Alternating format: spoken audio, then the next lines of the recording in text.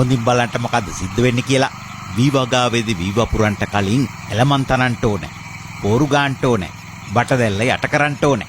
මේ කාර්යයන් කීපෙම පහසුවෙන් කරගන්න පුළුවන් උපකරණයක් එකලස් කරලා තියෙන්නේ මුද්දරගම හිරිකුළුවේ පදිංචි අසංග පත්තුකුමාර මහත්තයා.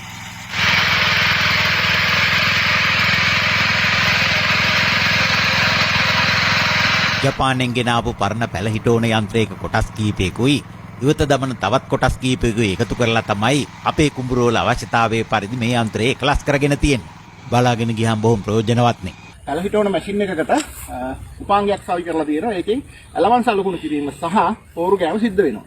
මෙතුලින් අපිට වී වගාවේදී වැයවන මුදල එහෙම නැත්නම් වපුරන්න යන වියදම සෑහෙන ප්‍රමාණයකින් අඩු කරන්න පුළුවන්. සාමාන්‍ය රුපියල් 15000ක් විතර වපුරන දවසට වියදම් කරන්න වෙන අක්කරයකට ඒක පෙට්‍රල් ලීටර් 4ක සහ ශ්‍රම ඒකකයකට සීමා කරවි අපිට මේක කරගෙන යන්න පුළුවන්. මෙතුලින් වී වගාවේ සමස්ත වියදම අඩු කරලා ගොවින් අතර මේ ක්‍රමය ජනප්‍රිය කරගන්න පුළුවන්. දිවුලපිටියේ උල්ලල පොළවෙල්ලායේදී කැමරාවට හසු කරගත්තේ තුෂාර ඉන්ද්‍රජිත්.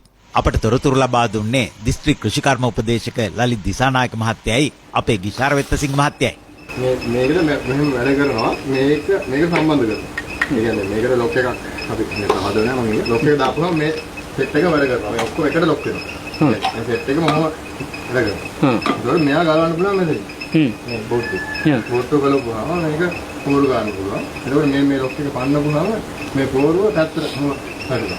ඒකම හොඳට ලෙවල් එක ඊට පස්සේ දැන් අපි කියමු පන්දක් කියලා කියලා. මේක පස්සට තල්ලු කරන්න බෑනේ වලක් වගේ තියෙනවා. ඒතකොට මේක උස්සපුවාම මේ පෝරුවයි සෙට් එකම කෙලින් හොන හිටිනවා. ඒ කියන්නේ මේ විදිහට.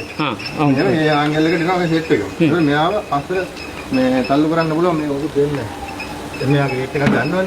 ඒ බරට මේක තල්ලු කරගෙන යන අමුකුත් වෙන්නේ නැහැ. කොටස් ටික ජපානයේ පළ ගොයන්තල හිටවපු මැෂින් එකක කොටස් ටිකක් තියෙනවා. ඒ කියන්නේ මේ ගියර් බොක්ස් එකයි මේ ටික අනිත් එක නම් ඩිසයින් කරලා මේ වැඩකට ගන්න බැරි ක්‍රස්සේ තියෙන ඒවා. ඒක තමයි මේ අරන් තියෙන්නේ. ඒක අඩුපාඩු හදලා ඒකට අපිට ඕනේ විදිහට ඩිසයින් කරලා දැන් ටයර් ගොයන්තල හිටවන මැෂින් එකක ටයර් තමයි. ඒ වයිස් කරලා තියෙන්නේ. මේ ධනක් විතර මඩේ යන්න පුළුවන්. ඒ කියන්නේ මෙයාගේ මේ මට්ටමට වගේ මේක යන්න පුළුවන්. ඒ කියන්නේ මෙතන ඉඳ යනකොට අර මෙතන තියෙන කච්චයක් හදනවා. මේ කච්චියට මඩ යන අන්න. මේ සාමාන්‍ය මේ මට්ටමට ඒ මට්ටම කියන්නේ සාමාන්‍යයෙන් අපිට මෙහෙ යහන වැඩක් කරන්න පුළුවන්. අක්කර 10ක් විතර දවසකට වපුරන්න පුළුවන්. අනිවා මේකේ මේ හයිඩ්‍රොලික් පද්ධතිය තියෙනවා. මේක වතුර එන්ජින් එකක් වගේ එන්ජින් එකක් තියෙන පොඩි එන්ජින් හවස් 8කට. ඒතර මේ හයිඩ්‍රොලික් ලයින් එක කපල් කරලා තියෙනවා. ඒකෝට මේකේ මේ හයිඩ්‍රොලික් යන අපි වැඩ කරන වෙලාවට උස්සන්න පාත් කරන්න පුළුවන්.